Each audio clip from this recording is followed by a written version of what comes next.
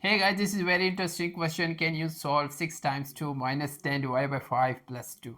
6 times 2 equals 12 minus 10 divided by 5 plus 2. Right? Now 12 minus 10 equals 2 divided by 5 plus 2.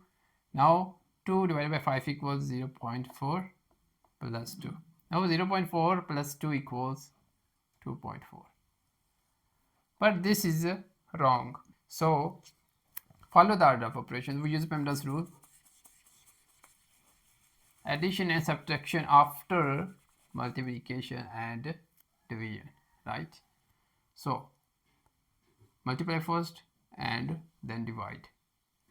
So 6 times 2 equals 12 minus 10 divided by 5 plus 2, right?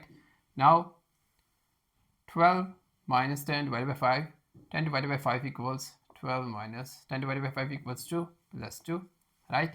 Now addition and subtraction from left to right. Now 12 minus 2 equals 10 plus 2 and 10 plus 2 equals 12.